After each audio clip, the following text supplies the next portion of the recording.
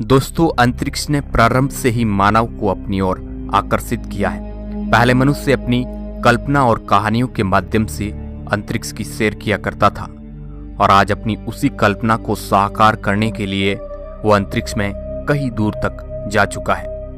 Voyager 1 इंसानों के द्वारा सबसे दूर भेजा गया स्पेसक्राफ्ट है और आज वो हमसे 148 एस्ट्रोनॉमिकल यूनिट मतलब कि 22 अरब किलोमीटर से भी ज्यादा की दूरी तय कर चुका है। वह एक सेकंड में 17 किलोमीटर दूर हमसे जा रहा है, मतलब कि एक घंटे में 61,200 किलोमीटर की दूरी तय कर लेता है। इतनी रफ्तार में उसे पृथ्वी से चांद तक पहुंचने में मात्र 6.5 घंटे का वक्त ही लगेगा। यह स्पीड बहुत ही ज्यादा होती है। इतनी स्पीड में अगर कोई छोटी सी चीज भी यान से टकरा जाए तो वह पूरे यान को तहस नहस करने के लिए काफी हो सकती है। ऐसे में आपके दिमाग में कभी न कभी यह सवाल जरूर आया होगा कि कैसे ये अंतरिक्ष यान बिना टकराए अंतरिक्ष में ट्रेवल कर पाते हैं। स्पेशली मंगल और बृहस्पति के बीच में मौजूद एस्टेरॉयड बेल्ट और नेपच्यून के पार मौजूद काइपर बेल्ट को पार कर लेते हैं। तो इस सवाल का जवाब आपको आज के इस वीडियो में अवश्य ही मिल जाएगा। और आपको बता दें कि इस वीडियो का क्रेडिट जाता है द फैक्ट फंडा को। उन्होंने इस वीडियो की रिसर्च की है। वो भी इस टाइप की वीडियो डालते हैं जिनके चैनल पर आप इस वीडियो के डिस्क्रिप्शन की लिंक से जा सकते हैं। हेलो दोस्तों, मैं हूं आपका दोस्त सुरेश सांचोरी। आप देख रहे हैं रहस्य टेलीविजन यूट्यूब चैनल। दोस्तों, इस सवाल का जवाब जानने के लिए सबसे पहले आपको हमारे सौरमंडल की कुछ बातें पता होनी चाहिए। हमारे सौरमंडल में मुख्य रूप से मेजर स्पेस ऑब्जेक्ट डिस्क मौजूद है। इसमें सबसे पहले एस्टेरॉयड बेल्ट, काइपर बेल्ट और ऑट क्लाउड है। एस्टेरॉयड बेल्ट के बारे में बात करते हैं। सबसे पहले एस्टेरॉयड बेल्ट हमारे सौरमंडल का एक ऐसा क्षेत्र है जो मंगल ग्रह और बृहस्पति ग्रह की कक्षाओं के बीच स्थित है और जिसमें हजारों लाखों एस्टेरॉयड सूरज की परिक्रमा कर रहे हैं। इनमें एक 950 किमी के व्यास वाला सीरिस नाम का बोना ग्रह यानी कि ड्वार्फ प्लैनेट भी है, जो अपने स्वयं के गुरुत्वाकर्षक खिंचाव से गोल आकार पा चुका है। यहाँ 3 और 400 किमी के व्यास से बड़े एस्टेरॉयड पाए जा चुके हैं, वेस्टा, पेलेस और हाइजिया। पूरे एस्टेरॉयड बेल्ट के कुल द्रव्यमान से आधे से ज्यादा इन्हीं 4 वस्तुओं में निहित है। बाकी ऑब्जेक्ट का आकार भिन्न भिन्न है, कुछ तो दसियों किलोमीटर बड़े हैं और कुछ धूल के कण मात्र है। इतने विशाल क्षेत्र में मौजूद होने के बावजूद भी इसका मास हमारे चांद के मास के मात्र 4% ही है। वही काइपर बेल्ट सबसे बड़े स्ट्रक्चर में से एक है। एस्टेरॉयड बेल्ट की तरह इसमें भी हजारों लाखों छोटी बड़ी खगोलीय वस्तुएं हैं जो सौरमंडल के ग्रहों के सृजनात्मक दौर से बची हुई रह गई हैं।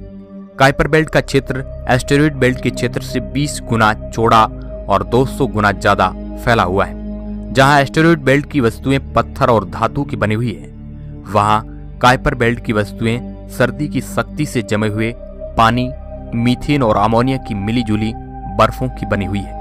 सौरमंडल के ज्ञात बौने ग्रहों से 3 यम, हाउमेया और माके काइपर बेल्ट के निवासी है।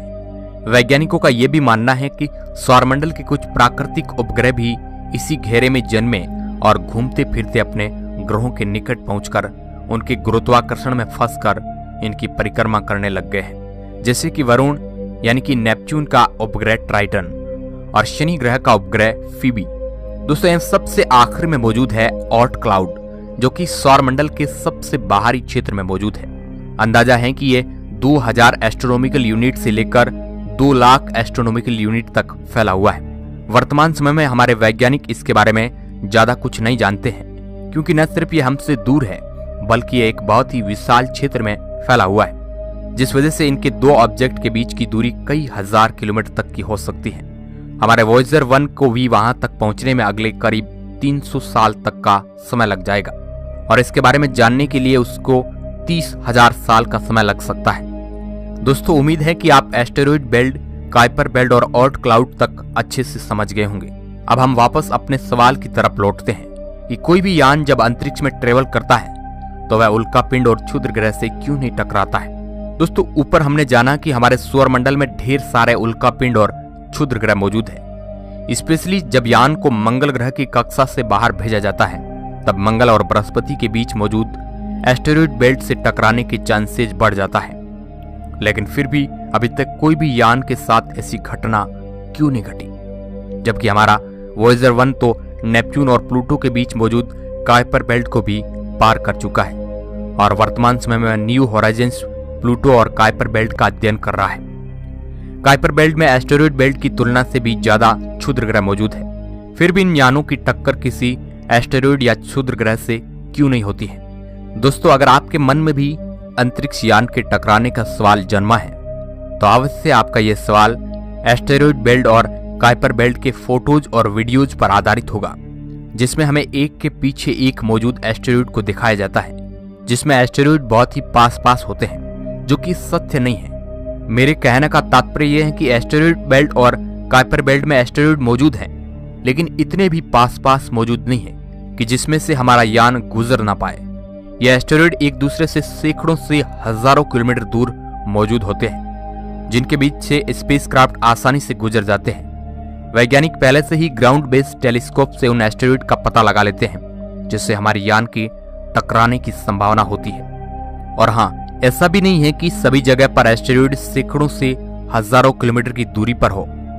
कई जगह ऐसी भी होती हैं जहां एस्टेरॉयड पास मौजूद होते हैं, लेकिन अगर वैज्ञानिकों को कोई भी स्पेसक्राफ्ट इनके बीच से निकालना होता है तो वह ऐसे रास्ते चुनते हैं जहां एस्टेरॉयड ज्यादा दूरी पर मौजूद होते हैं, जिस वजह से अंतरिक्ष यान में किसी भी एस्टेरॉयड की टकराने की संभावना बहुत ही कम होती है। लेकिन मान लीजिए ऐसी कोई घटना बन जाए कि जिसमें अचानक से कोई एस्टेरॉयड हमारे यान के सामने आ जाए तो क्या होगा। तो दोस्तों, आपको बता दें कि हमारे पास वर्तमान समय में ऐसी टेक्नोलॉजी मौजूद है कि हम कोई भी एस्टेरॉयड या स्पेस ऑब्जेक्ट का पता हम 72 घंटे पहले से ही लगा सकते हैं, जिससे हमारे पास स्पेसक्राफ्ट का रास्ता बदलने के लिए पर्याप्त समय मिल जाता है। तो दोस्तों, उम्मीद करते हैं कि आपको इस सवाल का जवाब मिल गया होगा। वीडियो के अंत तक बने रहने के लिए आपका बहुत बहुत धन्यवाद।